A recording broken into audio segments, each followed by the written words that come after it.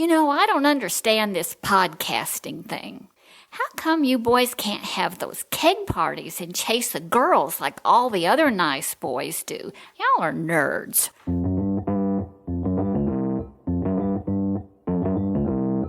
Live from Nashville, Tennessee, it's the Stacking Benjamin Show.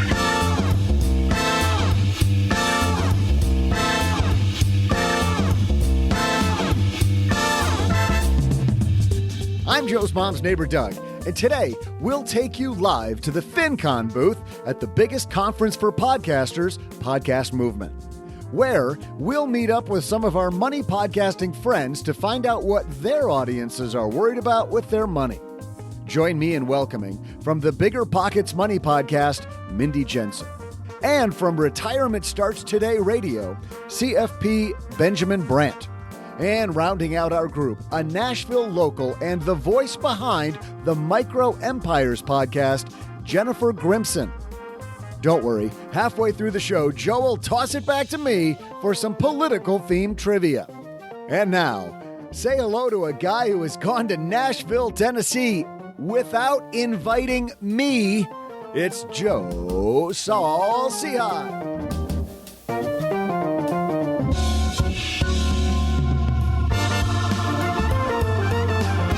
Hey, thanks, Doug. It is super exciting to be back here with real people again. It's amazing. Yeah. The wait is over. I'm not sure if it should be over or not, but it's over. But we've got three characters here with us today. Let's just go around the table. We're going to start on my left. The woman behind the empire that is Micro Empires, Jennifer Grimson's here. Hi, how are you? Thanks for having me. Great now that you're here. Are you showing me? I don't know. I'm doing what Ben's doing. Yes. I like how we're. I'm holding up my badge because I don't know. I've got a forgettable face, so I just show the badge everywhere. You really don't have a forgettable face. You have a forgettable name. Jen, all right. Tell everybody what you do on the Micro Empires podcast. So I'm the host and the creator. I do it all. But the show is about building wealth, small empires for wealth and security, because you don't have to be wealthy to build wealth. So that's really what it's about. It is a lot of fun. You have some very deep conversations. I do. Some emotional topics with people. Yes, we talk a lot about money culture. You can't separate money from gender, money from race, money from your family, your emotions, your marriage. You just can't separate it. But I think we're kind of taught like we're supposed to. Yeah. Which is crazy. So yeah, I've had a lot of tears on the show. Most recently me, but yeah. A woman who I get teary every time I'm around her, Mindy Jensen from BiggerPockets Money is back. That makes my heart sing, Joe. I didn't say that was good. Good tears, yeah.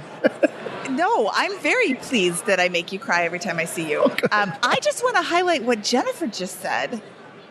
You said you don't have to be wealthy to build wealth. I love that, because there are so many people who don't even get started because, I don't have any money, or I don't know what I'm doing. And yeah, that's when you have to get started, because it's not going to just pile up with no effort at all. So I love that phrase. I'm going to steal that. I'll give you credit, but I'm going to totally steal that in an upcoming episode. Nice. Now that we've made a love connection, can we keep going? Yeah, Joe. My name is Mindy Jensen. I am the co-host of the BiggerPockets Money podcast.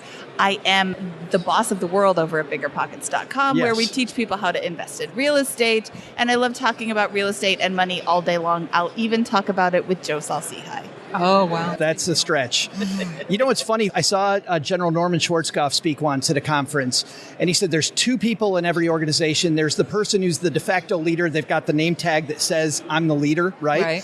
And then you've got that person in the group who, if they ain't doing it, nobody's going to do it. At BiggerPockets, that is Mindy Jensen. Oh my goodness, that makes my heart sing, Joe. That is totally You're the neck. Are you the neck that moves the head? Oh, I like that. Remember that? She's the puppet master over at BiggerPockets. She's right. The neck. And the guy who's the puppet master all the way from Bismarck, Ben Brandt is back. 33 miles from the geographical center of North America. That's Bismarck. That's our claim to fame. Our second claim to fame is we're the state without Mount Rushmore. So that's our second claim. Okay. But I'm Benjamin Brandt. I am the voice behind Retirement Starts Today. I'm a practicing financial advisor, and I teach people how to retire. And Retirement Starts Today. You have a lot of fun there, too. We have a lot of fun. Yeah, we talk retirement topics every Monday morning. It's such a good time. So I'm glad you guys are all here. You all have these dynamic audiences. You're having conversations with people all the time. Jen, let's start with you. This is my favorite thing to do at Podcast Movement every year. Let's kind of like we're kind of feeling our way around a conference. Let's kind of feel our way around financial topics in 2021, hopefully coming out of COVID. What are people worried about with their money that they're telling you? Honestly, I think it comes back to the messages I get from listeners, and I'm really flattered by this. They're very personal, and it comes back to not, you don't have to be wealthy to build wealth, frankly. You could start at zero, which is terrifying for folks. And also a lot of what does that mean? How do I do that when I'm an imposter? I can't possibly do this, or I'm not smart enough, or, strong enough, or whatever it is. So I think that's what's concerning people, and just in general, fear. But I think that happens no matter what, right? I mean, this last year and a half has been tough, let's face it, but there's been tremendous opportunities for growth. So I think more than anything, I talk to people about fear, whether fear facing what they owe, their debt, whatever, or fear of you need to make a move. You need to take a step. You need to get in the right pool with the right people and start taking action. God, there's so much there, Jen. Sorry. No, that's all great stuff. But I want to start with this. When you talked about this imposter syndrome, I feel like there's a lot of people out there that think that money people, like us, this little nerds around this table, like we were born this way. Like somehow all of a sudden, like I was exactly. Mindy, were you great with money? Because I've always been perfect, Joe. No, oh my God. You talk to 23-year-old Mindy and you'd be like, what are you doing? Right. Don't do that. Don't do that. Why would you even consider doing that? I mean, I have really made a lifetime's worth of bad decisions around money. And look at where I am now.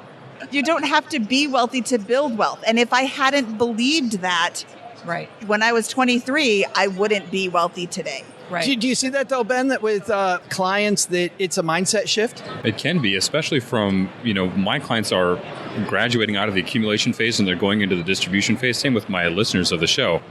And I think there's a lot of fear involved with my paycheck. The economy is maybe not so great in some places, regardless of what the housing market is doing. And they're saying, I'm leaving what is oftentimes a six-figure job voluntarily. People would kill for this job, and then they're going to live off their savings for the rest of their life. So something there's that a lot feels like a sure thing for this pit of who the hell knows where I'm going. Just a giant bag of uncertainty. Jumping off, yeah. You're speaking about giant bag of uncertainty. Jen, you've told this story before. Your life was that, right? Yeah.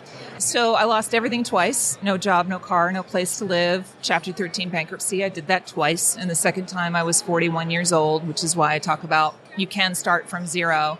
And tremendous fear around that and just beginning from there. But yes, I absolutely know what it's like. I say if there's a mistake, I've made it. And my mistakes were relational. So they weren't me out spending money buying Jaguars. It was me making poor relationship choices. And that happens to a lot of men and women, but mostly women, where you're in a relationship, maybe you don't know where the money's going, maybe you don't understand, or, my situation's a little different, but it doesn't really matter how you get there. I got there. But you were in a toxic place in a relationship. Yes. My first marriage, my ex-husband sued me 25 times in 10 years, and I amassed over $500,000 in attorney's fees. That's what drove me into bankruptcy twice. Yes. Holy moly. And, there's a lot of shame around it. I don't know if if you experience this with your listeners, but part of deciding to do this podcast was I got to come out of the closet and tell my story, and I had hidden it because there was tons of shame. Yeah. How could I have done that? How could I have been with that person, and all the shame behind it? But I decided to share it. That's what drove me in, but it could have been anything, but that is what made it happen to me. You guys have, at BiggerPockets Money, Mindy, I know you guys have really been exploring that vein of a lot of your listeners' stories, right? Yeah. It's got to be difficult for these people to come on a show like yours and tell some of these stories like Jen's talking about. We don't approach it from look at all the things you did wrong aspect, because how can I fix what you've done in the past? I can't change it, so I guess change is the word, not fix. I can't change what has happened. Let's start from where you're at. And we take a look over your shoulder where you're in the middle of it. You can't see these other options. All you can see is the one path that you're in. So Scott and I come in and say, well, have you considered this? Oh, I didn't know that was over there. Now I can go check that out. And this could be an option and that could be an option. So, but yeah, getting over the financial shame is so important. And, really, who has not made a financial decision? Isn't there some guy named Dave Ramsey who's like perfect in every way? Just down the street. Just down the street. He had his start in some pretty hefty debt. And that doesn't make him a bad person. That doesn't define him. That just is a starting point from where you are, and wherever you are now, make that your starting point and let's go. Right. And if you dedicate too many mental calories to what I did wrong in the past, what opportunities are you going to miss going forward to make your own new narrative, right? Ooh, quote that. That was good. That's a good one. And you see people who can't get away from that, by the way. I have relatives who just can't stop telling that negative story over and over and over. Themselves, and everybody sees it, I think, but them. Right. That you can't, how can you, it's like the past does not equal the future. You know, how about that one? Right. Can you quote that one? Yeah, we can Exactly. quote that. You know, this is interesting to me. A listener said, we were talking about making money mistakes, et cetera, and she has quite a bit of money, great income, lots of equity, still terrified, frozen in fear to make a step to do something different. So she's locked in this miserable job. And she said, I'm just terrified of making a mistake. And I was like, but I make mistakes. And she said, you do? And I was like, oh my God, of course I do. And I think her heart sunk, like, oh no, wait, I thought you had it all figured. I'm like, girl, you're listening to the wrong show. That's not what you're getting here.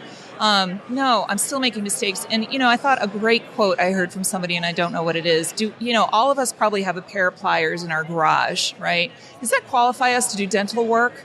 I'm pretty sure not. So why should we expect to know our money when we were never trained in it? We never knew, or we didn't, maybe not even trained in it, but just knowing, especially real estate, the ins and outs, all the opportunities that are available.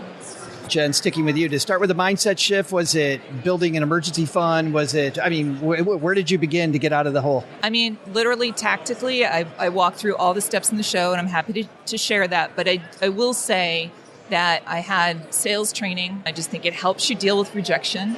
And there was just a voice inside my head that was like, I had no choice. It's amazing what I'm driven by necessity can do for you. Yeah. And I was like, I have no choice. There's only one place to go, and it's up, and I'm going, and no one's going to stand in the way. And even when I didn't believe it myself, when people say no, even to this day, I'm like, thanks so much, I'm going.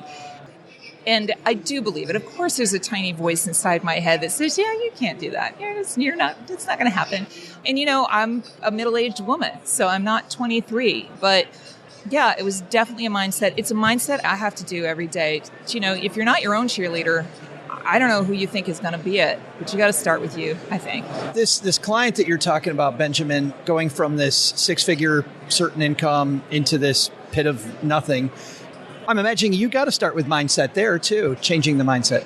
Yeah, I think one way to alleviate fear, and for me it's in retirement planning, but it could be anywhere in your financial journey, is having those contingencies, right? Like having that plan to fall back on. So for a lot of people that might be like an emergency fund, or might be the ability to start up a side hustle, or it's a contingency. Like here's plan A, here's the track I'm going to run on. But if that doesn't work, I've got plan B, I've got home equity, I've got a good credit, I've got an emergency fund, I've got something, I've got a strategy to reduce my income from my portfolio over time.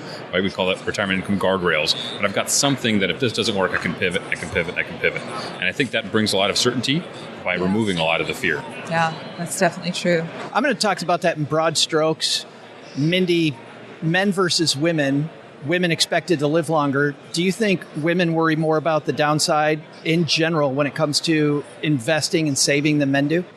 I would say, if I have to speak in general terms like this, thank you for putting me on the spot. Yes, speak for all women, Mindy, please. Men, as a whole, typically have more confidence than women as a whole. Women, I think, question what they're doing a little bit more than men do. So in that context, I would say, yes, you are correct. Women. But is it also, though, a longevity thing that women are fairly certain they're going to live longer? And if you're going to live longer, you probably got to be a little more conservative. No? Well, you need your money to last longer, but I'm coming at this from a different place. I have all the confidence of too many people put in one person. So I'm not worried about running out of money, even if, because I've done the math. William Bengen is a brilliant man, and he did that 4% rule thing. I don't know if you've heard of it. And then he came back later and said, you know what, maybe 4% was a little too conservative. Maybe you can spend a little bit more. Like, they run the numbers, and in one case, they ran out of money. And in all other cases, they had so much more than they started off with. And so I'm not worried about that. I don't know that I'm a good person to speak for all women. I'm sorry. I think I'm not a good woman to Jen, will speak you for all women, but I can jump right in right here. Please speak for all women. I'm just going to give it a shot. Because now Benjamin speak for all men That's everywhere. right. Oh, I got it. Or he can speak for all women either way. But I do think that women as a whole, and this is statistically true, women turn the finances over to men in a marriage or in their relationship, even though men have no more training than they do. And actually women outperform men in their investments when they invest. However, women struggle to make that investment. And it's really hard. I've done it myself, and I understand what it's like. There is something to be said for gender roles. And I have to remember that. I remarried late in life, just a few years ago, and we came with our own assets. And we're both alpha dogs, and we were both providers. I mean, you want to be at the kitchen table with us two, and it's kind of a nightmare. But I'm so... my own money culture. And by the way, if you think she's kidding, watch her Instagram. Yeah. And she is not kidding. I'm not kidding. Her and her husband, Alpha Dog, Part 2. Part 2, exactly right. But I do think it's true, and I think it's hard. Like when you talk about the 4% rule, and anybody listening to this show probably knows about it, getting to the point where you understand what that is and having the security to say, this is what I want to demand it, especially if you've been a woman who's chosen to stay at home with the kids, or that's been your choice in your family. There's a lot of, well, he takes care of the money and I don't really know. And 27 years into a marriage and you get a divorce and you find yourself penniless. I get a lot of those messages as well. I hated it when I was a financial planner sitting with spouses that knew nothing about money.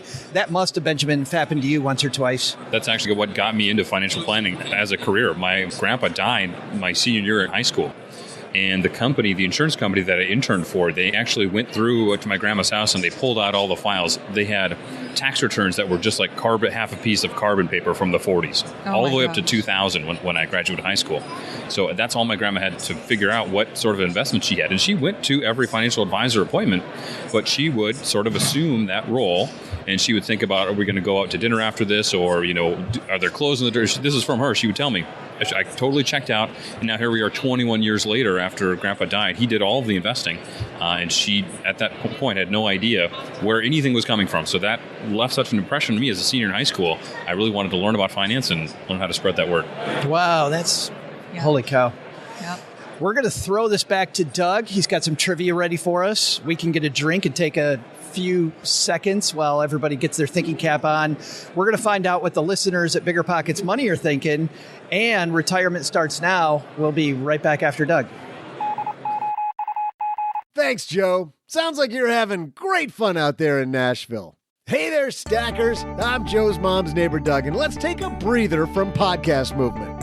Just so you have something to talk about on today's Zoom work call thingy. Turns out that this month, way back in 1920, women were suffering, apparently, which is absolutely terrible news. The 19th Amendment to the U.S. Constitution passed back in 1920. Guaranteed women's suffrage. Can you believe that elected officials signed off on this nonsense? I mean, no wonder women are hurting so much. And of course, the government's behind it. I mean, they do that kind of stuff all the time. We got a long way to go, ladies. I mean, am I right? Am I right? When I'm right, I'm right. Before I go write a strongly worded letter to my congressperson voicing my concerns, let's get to today's trivia. What state first passed the 19th Amendment? I'm going to be back with your answer faster than you can end suffering everywhere.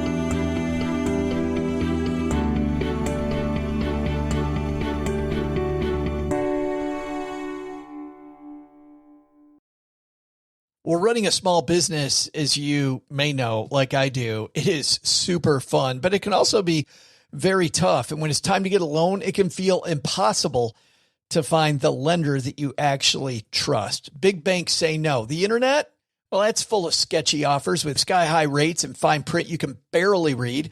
Whether you need help covering payroll, managing cash flow, or investing in growth, you deserve better. And that's why I recommend the small business marketplace Fundera, which is powered by NerdWallet. It's a free, easy-to-use platform. It lets you compare real financing offers from trusted lenders, and it's all in one place. And what I like is that you don't need perfect credit to get started.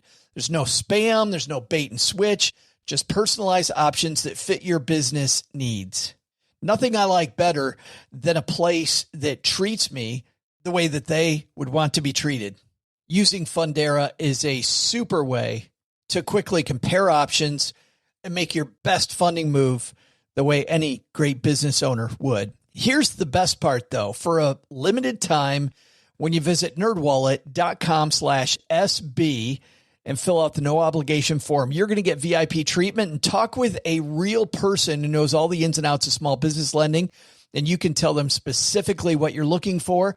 They can tell you specifically which options you should probably consider most. Don't risk your business on unreliable lenders. Go to nerdwallet.com/SB to learn more and find the funding you deserve. Fundera Inc. NMLS ID number 1240038. Well, there's nothing that relieves stress more when you have had a long day, you are completely fried, and you're thinking to yourself, maybe I'll just go out to dinner. But then you think about all those calories, all that money out of your wallet, and then you realize that you can eat healthy because you found Factor. Factor is ready in 2 minutes. Factor shops, preps, cooks, and delivers straight to your door, so you have more time for everything you love this spring, and you don't have to worry about eating healthy and going outside your budget because you've got the food sitting there in the fridge that you had pre-planned. What is Factor? Well, Factor has meals built around your goals, whether that's weight loss, overall nutrition, more protein, or GLP-1 support for strength and workout recovery. Check out Factor's Muscle Pro collection. Every meal's crafted with functional ingredients, lean proteins, colorful veggies, whole foods, and healthy fats. Factor bans 175 plus ingredients. No artificial colors or sweeteners, no high fructose corn syrup, no refined seed oils, just nutrient-dense foods. It's fresh, never frozen, over 100 rotating weekly meals, including globally inspired flavors like Mediterranean and Asian, so there's always something new to look forward to. I use Factor. I think you're going to love it too. Head to factormeals.com/SB50off, stackers, and use code SB50off, and you're going to get 50% off and free daily greens per box with new subscriptions only while supplies last until 9/27/2026. Suffrage. Hey there, stackers. I'm bearing some really good news. After a history lesson from Joe's mom upstairs, I've been told that, thank God, all that suffrage back 100 years ago actually had nothing to do with the type of pain and misery she was laying on me for not knowing this little tidbit. I mean, she really put a hurting on me. It just actually meant the right to vote. Why use that word? That word is so confusing. Suffrage just got nothing to do with voting. What? And, all right, ladies, we did it. We did it. I mean, we did it, like 100 years ago. But belated high fives all the way around. Give me a high five way up top. So back to our trivia question. The question was, what apparently forward-looking state first passed the 19th Amendment? Would you guess that in a blatant tie in today's podcast movement episode in Nashville, Tennessee, was our woman's suffrage pioneer? Of course, yeah, I mean, you all knew that, of course. Okay, for me, I got to go back upstairs because Joe's mom said we need to make some sangria to celebrate. And for you, well, I'm just going to pass you over back to Joe, a guy who knows what he's talking about.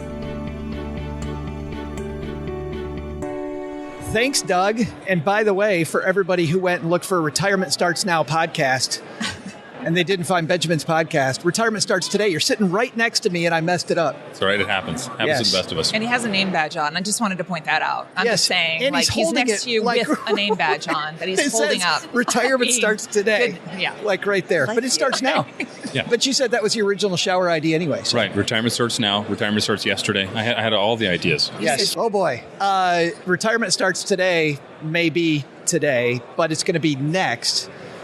Today, right now, we're going to talk about BiggerPockets Money. That did not go as smoothly as it was in my head, but we're going to run with it. Okay. Mindy Jensen, tell me what the listeners at BiggerPockets Money are talking about.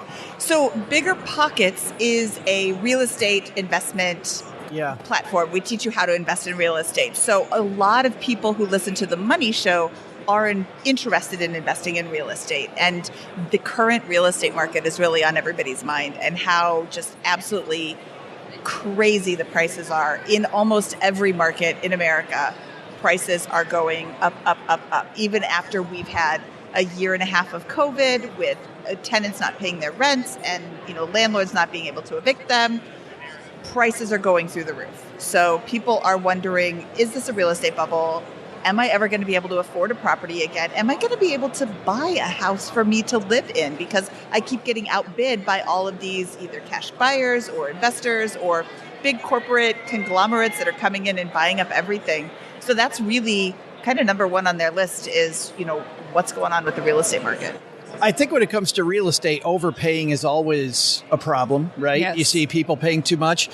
You think, Benjamin, as our CFP here, that there's more risk right now in real estate than normally?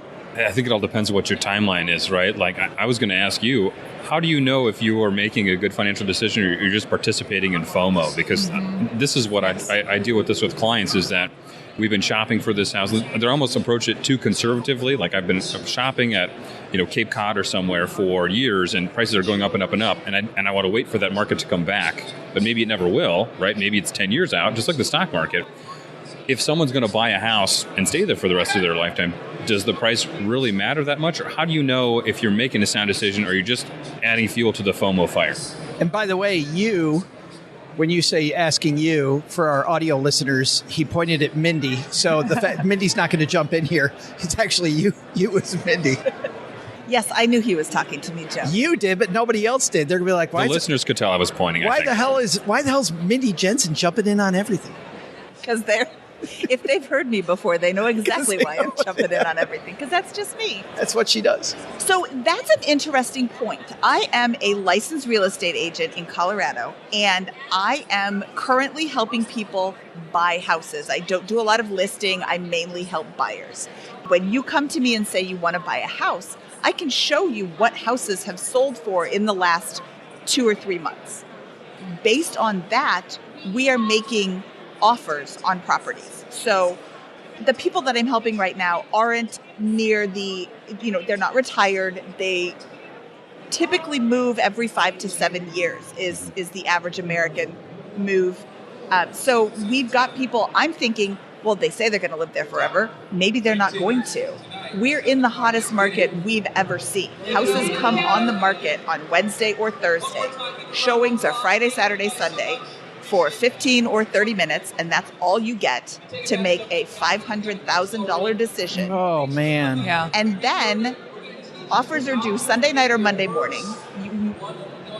If you want to win your bid, you are waiving your inspection. Not just saying, I'm going to have one for information purposes. You're saying, I won't have one at all. You are agreeing to cover the appraisal gap, which is the difference between your offer and what it appraised at. So if you offer $500 and it only appraises at $475, you're saying, I'll bring an additional $25 to closing. Yeah. So in that context, from somebody who does need a mortgage, somebody who isn't going to live there the rest of their lives, they have resale value to think about. Does it matter what you pay? I think it does. I think that in many cases, you're better off renting. And this is something that I've never really subscribed to before, is that renting is better than buying, because it's the American dream. This is this thing we're all sold. You have to own a house. You don't have to own a house. In many instances, it's way easier to not own a house. It's way better financially to not own a house. On the flip side, if you have a client who wants to retire to Cape Cod, they want to live there, they have a very well-funded retirement plan, does it really matter in the course of their financial situation that they paid an extra $25,000? Does it matter that they brought $25,000 to closing? I never, ever, ever, ever, ever want anybody to waive their home inspection, because, let's say let's make it Joe. Let's say Joe has a piece of poo house that he wants to get rid of. It needs a new roof, and that's $15,000, and you don't want to put that money into there. And it's got a broken foundation, and that's about $30,000, or at least that's what it was going to cost 2 years ago, and now costs have gone up on everything. Right. So you put it on the market in this amazing market. It's staged beautifully. Everything's fresh paint. It looks beautiful. Ben comes in. makes an offer and says, I'll waive inspection. You close on the house and then you move in and you're like, now I have $75,000 worth of random repairs to Surprise. do that I didn't know about because I didn't get an inspection. Right. And if you would have gotten the inspection, maybe you would have said, hey, Joe, I'm going to need a bit of a reduction in order for me to go through with this house, or I'm not going to buy this Sure. house. You can still walk away when you have the inspection. When you waive the inspection completely, you can't just walk away because you don't know that there's anything wrong with it. So, And if you're participating in FOMO and you tap all your cash assets to be a cash out, you might be cash poor when you move in, and then you realize all these repairs have to be made. Yes. And I'm a real estate investor as well. I probably bought and sold 11 properties in the last 3 years, so I'm not like the biggest real estate investor, but, pretty heavy into it. So when I talk to people about that, and I'm not a real estate professional, nor am I a financial advisor, I always ask exactly what you were kind of talking about, Ben. You were saying, is this your forever home? If it's your forever home, it's a different decision. It's all right. Maybe we are going to pay more, but we love it. We love the neighborhood. This is where we want to be. If it's, I want to make an investment because I'm missing out, or I'm wasting money, or I need a tax shelter or whatever, I tell people to do the things that are not sexy. Get comfortable being uncomfortable. Nashville is a perfect example. People are like, oh, it's so expensive. And it is. It's crazy. But I'm like, if your goal is to make an investment that can make you money, go look at some of the outlying areas, some of the less sexy areas. Go look at an older home. Go look at one that's been sitting there for 2 months, the one that hasn't sold, and get the inspection and do the things and move into it and make the money. But it's very hard for people to do that. They're making that big, this is my forever home decision on a house that they really know they're not going to stay in for a couple years. And it's going to be very hard to make up that equity unless this market just keeps going, which I don't think is possible. So what's the price point? This is a house you're going to live in forever. Are you willing to pay 5 years from now values, right? And then know that you're going to be sort of underwater for 5 years if prices fall? Or is it 10 years? Is it 15 years? Like, what's the point where you're going to pay for this in advance in today's dollars, where you think the value might be 5 years or 10 years from now? Is that kind of the zone where you recognize you're paying over what it might be worth? Too much. Yeah. For me, not at all. Not at all. Zero. You don't overpay at all. 0.com. Okay. 0.0% of me. Making money on day one. Well, no. Is the mindset. No, I just bought a house, and I think we did make money on day one, but there's no place in my brain where I'm like, all right, I'm just going to be okay paying now what I should be paying in 5 years. For me, because I have a money culture of fear. And that would make me too scared all the time. So I always have to push against clients that are too conservative, because you've got $1 million, $2 million, $5 million in your retirement portfolio. I look at that as untapped retirement potential, right? So when you're 95 years old and you're on your deathbed, are you going to wish you had that $100,000 back? Or are you going to wish you had 20 years of memories in this house that you've been lusting after for a decade, waiting to retire? All of your grandkids can come and spend Christmases together. You're not going to miss that $100,000. You're going to be happy at that 25 years of memories. So sometimes my job as an advisor, as a fiduciary, is to push against that and say, you're being too conservative. You can afford this. Overpay if you want to, because you're going to stay there forever. So I have to sort of reinforce that from the other side. I do agree with that. And I'll just give my example. I share all my numbers on the show. We put a house under contract in October of 2020 that was being built. And it was the first time that we ever went in and made a full price offer. And I was like sick to my stomach. Just, ugh. So we didn't close until April. And by the time April rolled around, we probably have gained a couple 100,000 in. And the builder was just kicking himself, like, "Oh, I wish I could get out of this." Crazy. I mean, maybe not that much, but we certainly didn't overpay. But even to your point, you're right. I guess what I was saying was the number that we paid at wasn't a number that was going to make my eyes bleed, keep me up at night, that sort of thing. So it's kind of like your comfort level. And I do agree, like, money is not everything. You need money, time, and options is what wealth is. So now I know from your social media that you're selling a house too. Yes. And I think it's a house that you fixed up yourself. It looked beautiful. It's not. It's a house here in East Nashville, but we sold it nearly for what we paid for the new one, which is crazy. Because the new one is worth a lot more? Is that in your brain? When is this coming out? Because my closing's next week. Next Friday. No, it's worth every penny. What are you talking about? Yes, It actually, it's a fantastic house. And it was a great house for an older couple. I hate to say that because it was kind of like a tree house, but we wanted a flat yard and all that other stuff. But yeah, in the middle of this market. And we went high. We went really high. So it took us a little bit longer. We weren't the ones with 40 offers out the door. Shame on us, but whatever. It took what it took to You get got it your out. price. That's right. So what I'm hearing two different clients. Your clients are at the retirement age. They have built all of their wealth and now they're starting their retirement. Speaking of Benjamin's clients. Correct. Speaking of Benjamin's clients. I love yes. how we're pointing on an audio podcast. I'll point at you, Joe. And then I thought this was YouTube. Oh, there's a bird in here. I know Mindy pointed at me with one finger. Do you know what this is? Nobody could see this either. It's a flock of these. Oh my goodness, you're my favorite. We should get this on video. It's fantastic. I'll record that off. I feel like this is a fishing show. We're like, I caught a fish this big. Everybody. Exactly right. Yeah.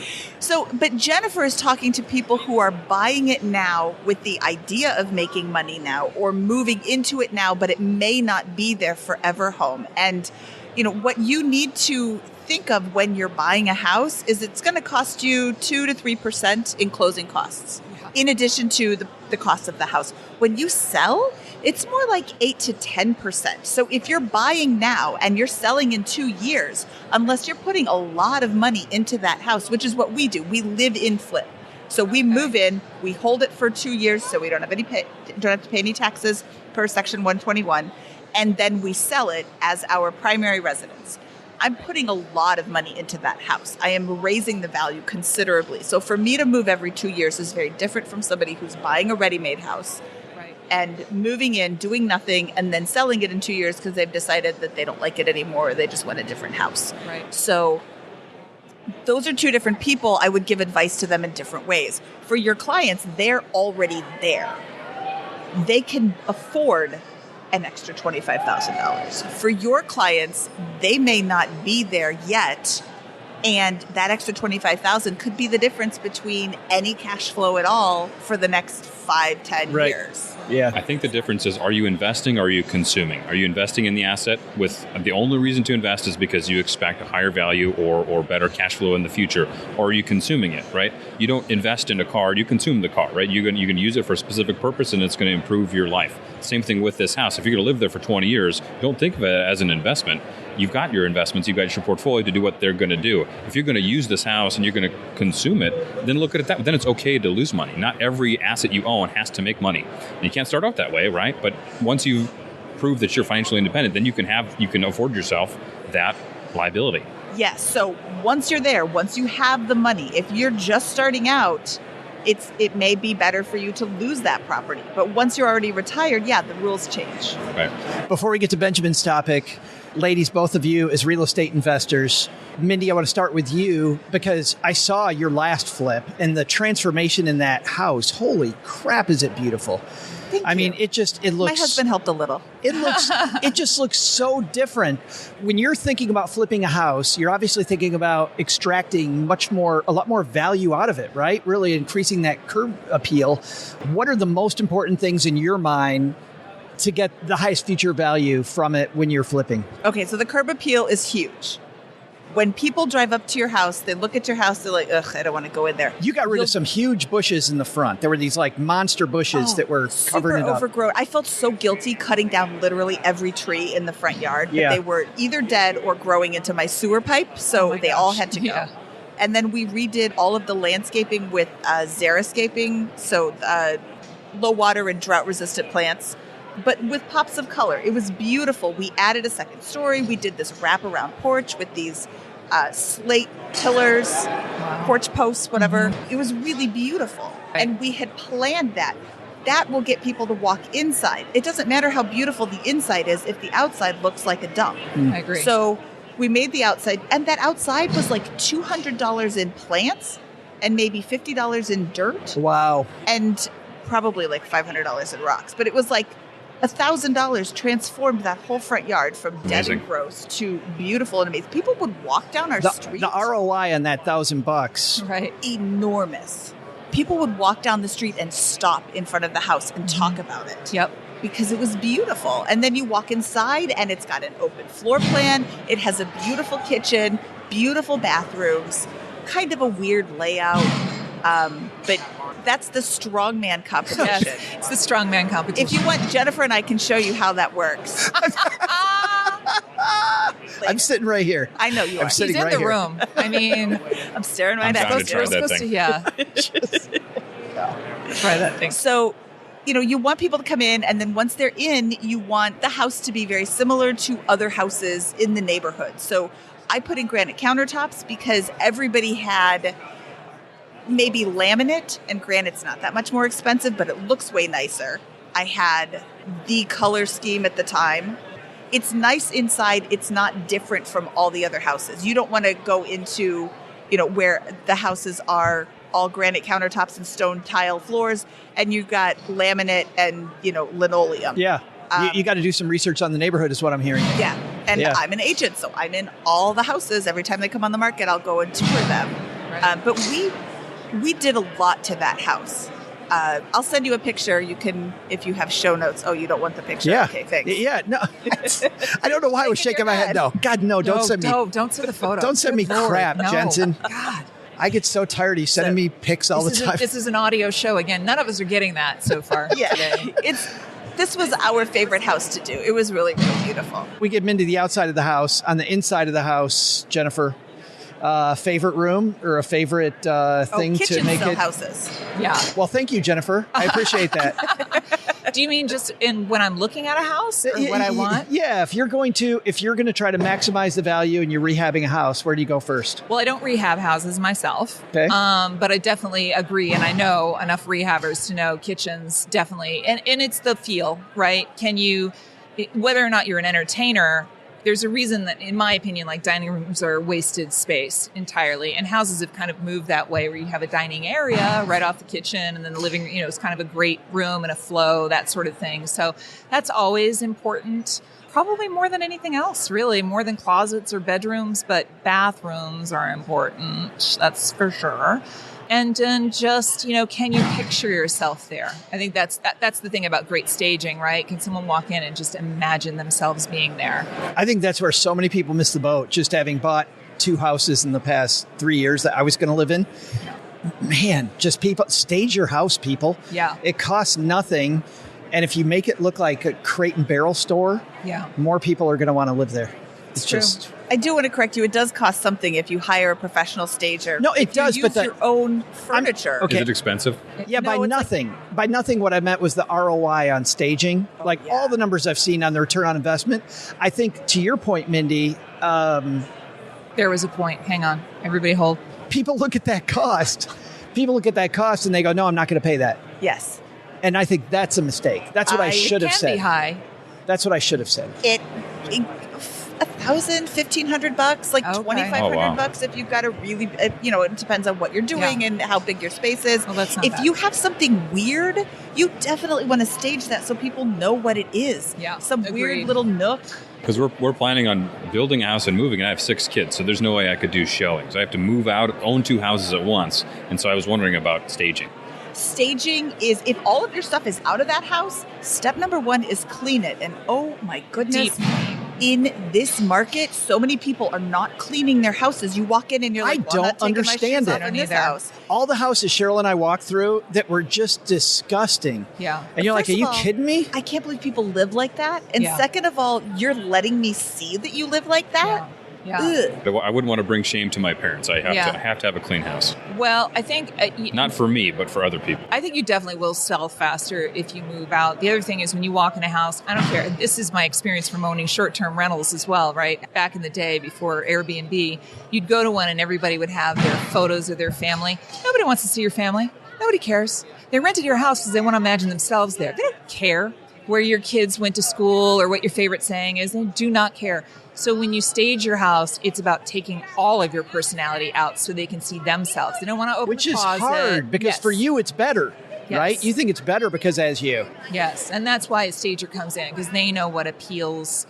I mean, I did it with my furniture, but that's probably because I had some experience. But a stager probably would have done a much better job. Yeah, if your furniture doesn't look like in a model home, Yeah. have a staging company come in, stage it. You don't even have to stage the whole house. Stage the weird spots stage like the kitchen and the living room, stage the master bedroom. Which you can do with a blow-up mattress and some risers. Yeah. Mm-hmm. You know? With 6 kids and a dog, all of our furniture, even when it's brand new, looks like we got it off the curb. Yeah. Fell off the back of a truck. Yeah.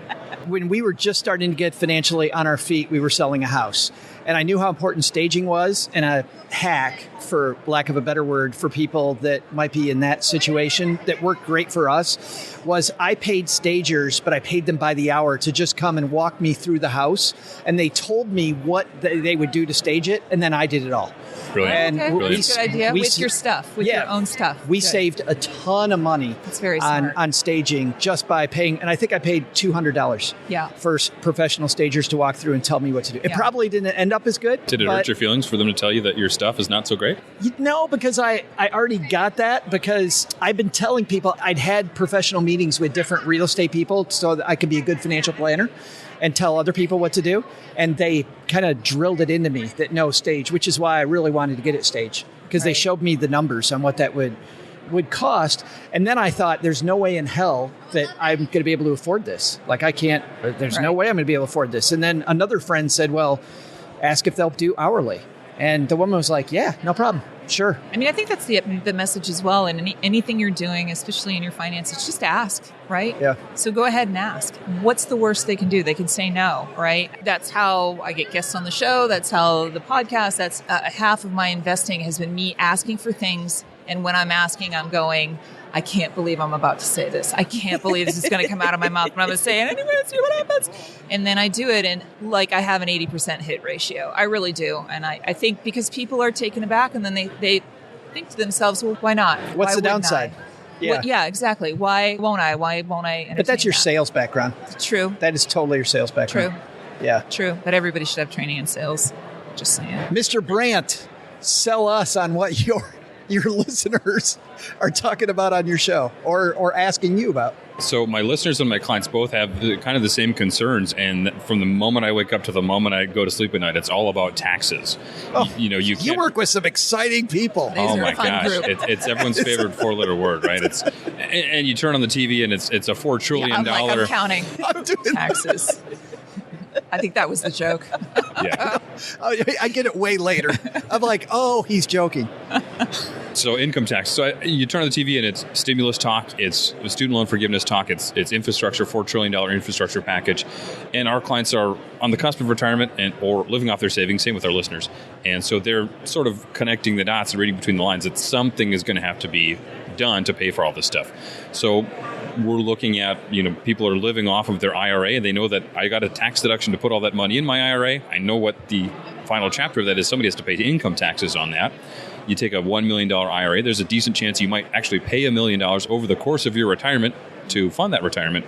And so people are looking at, how can I sand the rough edges off the biggest bill that I'm going to have to pay over my lifetime?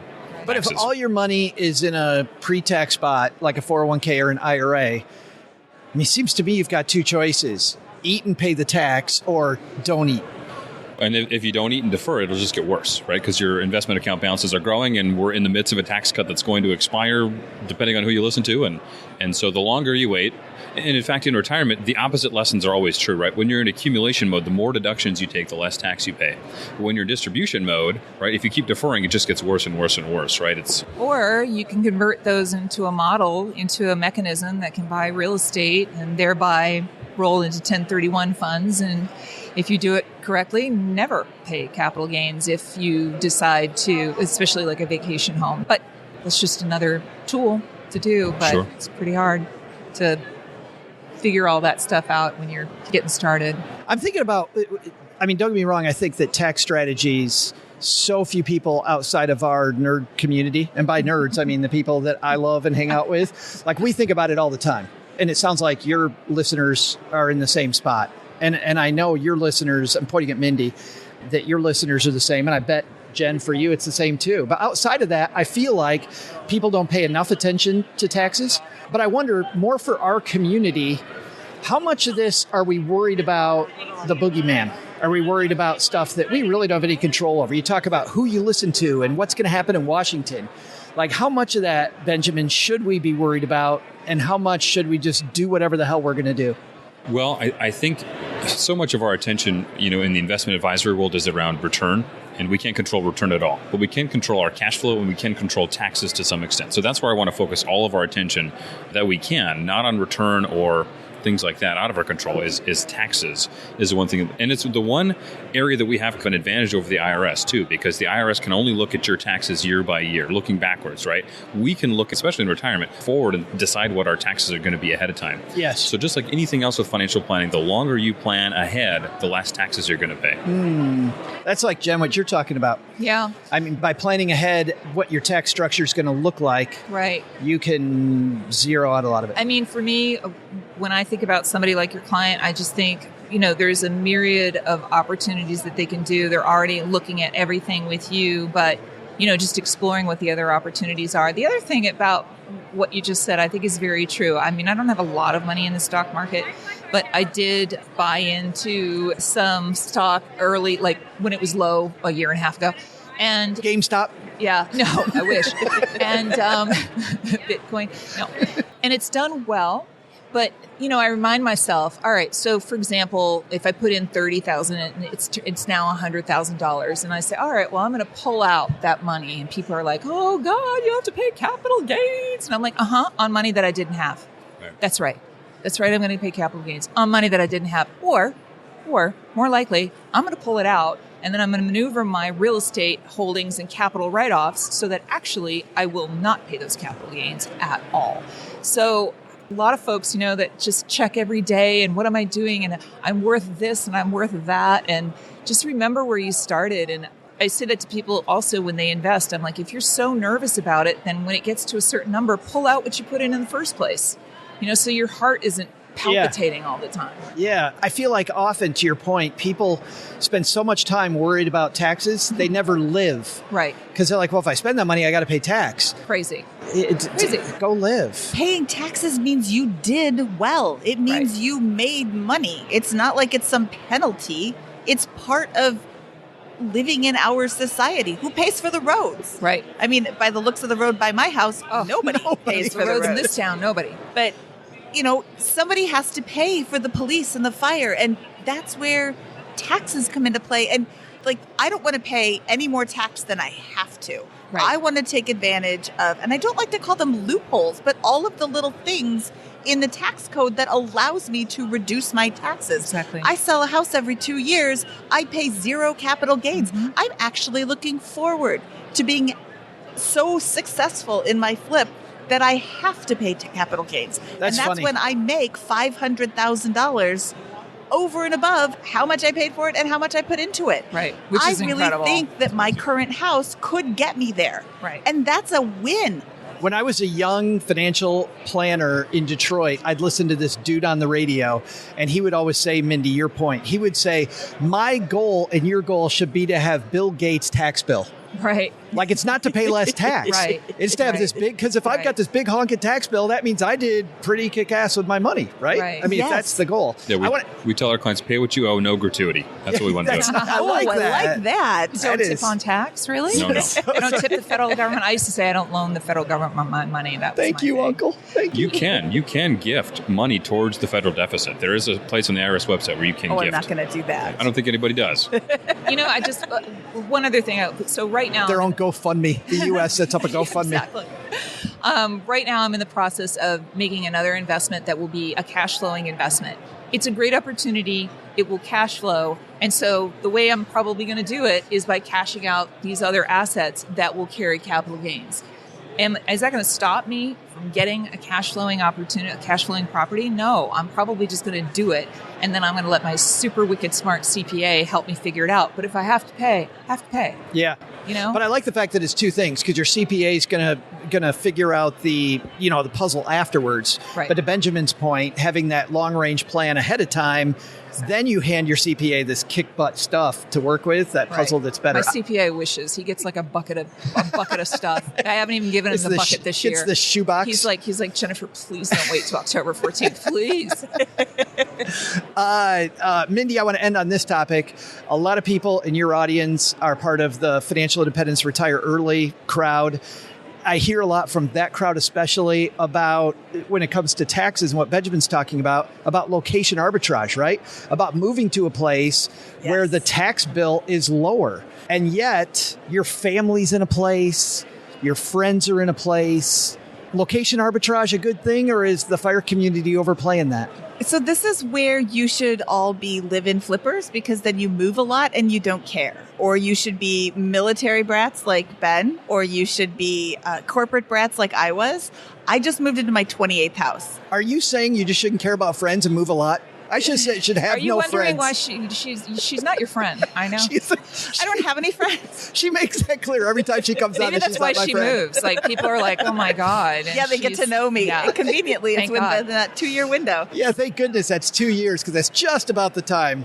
So there's this little thing called the internet, and there's video calls, and we have a cousin. She lives in a northern state around her entire family. And she just reached out to us and said, hey, I've got a job interview in Greeley. And I'm thinking to myself, your whole life is surrounded by your family and your friends. But mostly, like, every weekend there's a family get together. Are you going to be able to do that? And in some cases, that's not going to be the best choice. I think it's something that you really have to look at yourself. How much is a flight on Southwest? It's like $100 or something. So you can go visit people and have meaningful relationships. But if you can retire an extra 5 years early because you don't have to pay California taxes and live in, New York City or these very expensive places, that could be worth a lot. I mean, how much is your mental health worth? Right. If you have a job that you love and, are fulfilled every day, maybe it doesn't bother you to stay there an extra 5 years. I think you should really look into yourself and how you spend your weekends and your evenings. And, are you really every day with family? Then moving away from them is probably not going to be the best for your mental health. Or if you're like me and you move away from your family and you realize, oh, this is really a good thing. This is way better. You go back and it's like short and quick. I call it get in, get out. Nobody gets hurt, right? So you go visit and it's long enough that there's no politics. I mean, we can only talk about the weather and cake mix for so long, but we managed to do it. I think another geo arbitrage, though, is micro. I'm throwing that in there. See that print? Look at that. Micro geo arbitrage, meaning if there's an opportunity, and I think this is what I was saying earlier, maybe it's not Nashville and it's super sexy, or maybe it's not downtown Denver. It's some little outlying neighborhood because that's where your opportunity is. Just go there and then arbitrage because you had a better ROI, and go here and go there. I find that people are really, they say, well, I want to build wealth and I want to do these things, but I just don't want to do anything that makes me uncomfortable. And I'm like, okay, then I guess you're happy. You're happy where you are. Got to be a little uncomfortable, I would think. Yeah. I would think, Benjamin, being uncomfortable is like the one thing you got to get comfortable with. I had a coach that I listened to not long ago who said comfort is cancer. No. I think it's a good place to leave it. Guys, thanks a ton for hanging out. Let's find out what's going on where you all work. Jennifer, what's coming up on the Micro Empires podcast? I'm just sharing more, and I have some really good interviews coming up with some great people. I'm really excited about it. Just wrapped season 3. Just really excited about that, and happy to be here at Podcast Movement. We're on episode about 1075 or 80. Wow. And we're still in season 1. Oh my gosh. I know. I don't really know where to make the break. So apparently we don't either. I'm calling it season 3, but honestly, I'm like, Yeah. Is season 3 the one where Sam and Diane finally hook up? I think so. Is that? No, you know what? It's when Ross and Rachel went on a break. Ross and Rachel, that's right. Definitely on a break. That's next season on Micro Empires. Yes. What's going on at BiggerPockets Money, Mindy?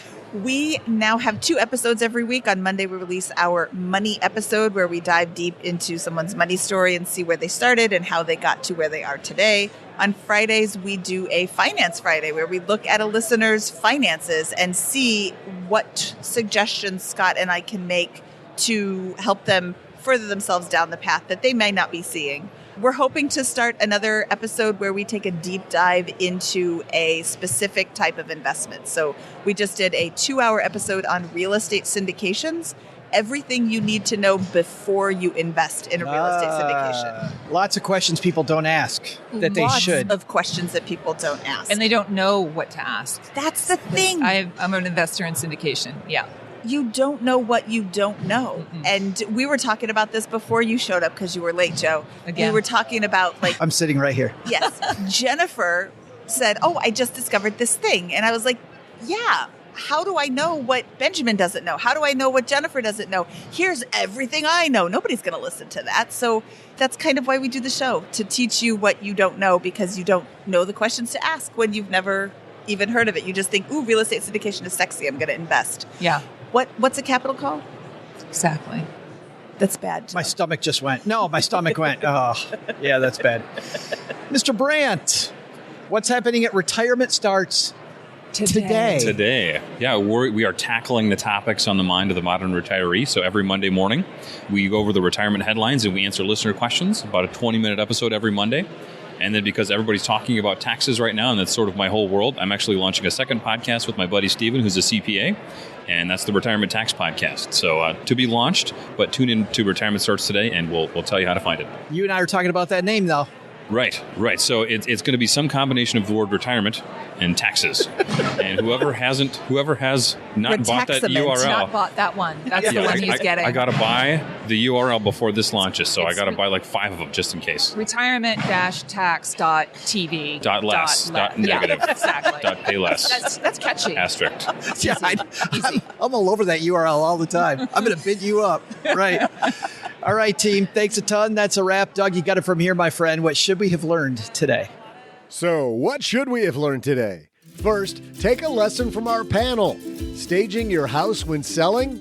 At least do some cleaning, but a staging ahead of time and thinking about what sells can really go a long way. Second, how about another lesson from our panel? Bill Gates' tax bill? I'll take it! Remember, more money is the goal, not lower taxes. However, if you can smooth the ride by paying less, I mean, why not? But the big lesson? Do a little research before jumping to your conclusion, peeps. Be more like me and really explore what's real instead of what we hope or think might be true. Well, at least before you end an episode. Better late than never, as I always say. To learn more about our guests and for more resources, you can head to our show notes page at stackingbenjamins.com. To learn more about Mindy Jensen, listen to the BiggerPockets Money podcast. For more Benjamin Brandt, check out the Retirement Starts Today radio podcast. And for Jennifer Grimson, head over to the Micro Empires podcast. This show is the property of SB Podcasts, LLC, copyright 2021, and is created by Joe Saul-Sehy. Our producer is Karen Rapine. The show is written by Taylor Stevens with help from Joe and Doc G from the Earn and Invest podcast. After you listen, check out our show notes page written by our website manager and blog editor, Brooke Miller. Brooke and Joe also collaborate on a guide to the show and with lots of extras we couldn't include on today's podcast. Heck, they'll also throw in some life money lessons from Joe, and it's all free. It's called The Stacker, and you'll find it at stackingbenjamins.com/stacker. Once we get all of this goodness bottled up, it goes over to our engineer, the amazing Steve Stewart, who helps the rest of our team sound nearly as good as I do right now. Want to talk about the show later? Mom's friend Gertrude is the room mother in our Facebook group, The Basement. She also is our social media coordinator, so say hello when you see us posting online. Here's a weird fact. She and Tina Eichenberg are never in the same room at the same time. For a URL that'll take you right to our Facebook group, by the way, type stackingbenjamins.com/basement. I'm Joe's mom's neighbor, Doug, reminding you, don't put off tomorrow anything. You can put off until the day after tomorrow. That's way better than tomorrow, the day after tomorrow.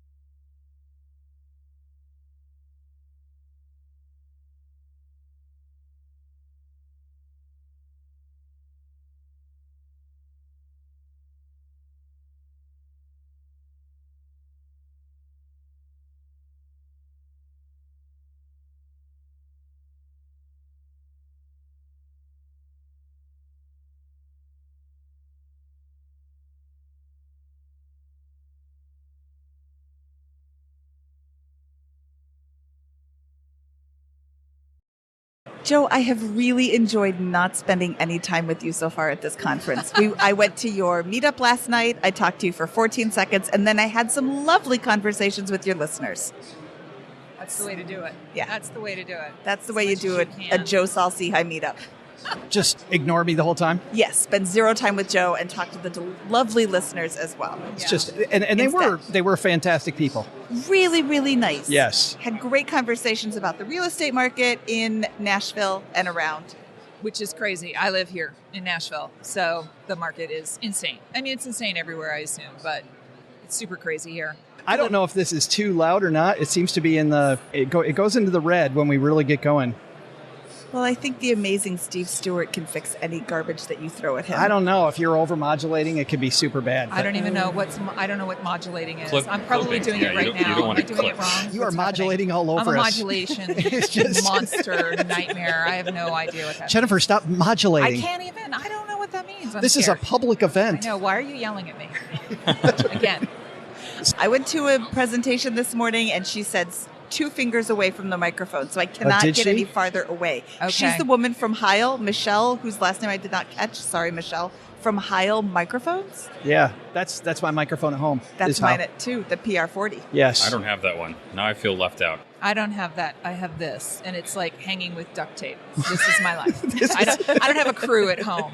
This is the Micro Empires podcast right here. Listen, that's not where we spend our money. That's not how we build our wealth. I record all of my shows on a hand-me-down ATR 2100 from Steve Stewart. Nice. I went and bought the Shure SM7B because I heard that was the microphone they recorded Thriller on. Don't use it. It sits on a shelf. Yeah. It's the Steve Stewart hand-me-down that gets all of my downloads. I did the same thing. I bought that Shure microphone, the one that they use in it looks like it's from the 1950s. Yeah. Because I'm like, how bad can it be? And it looks badass. And if we do any type of social media, I got that thing. It is horrible. Yeah. Like it's so tinny. Yeah. So it sits on my desk. I think I have that same one. Early on, I asked someone advice, and they were like, "You must have this microphone device," and it was like it's a space box, and you take it around and record, and it was $400, and it's never come out of the box, and I don't know what I'm doing. So this is like the weirdest after show we ever had. Yeah.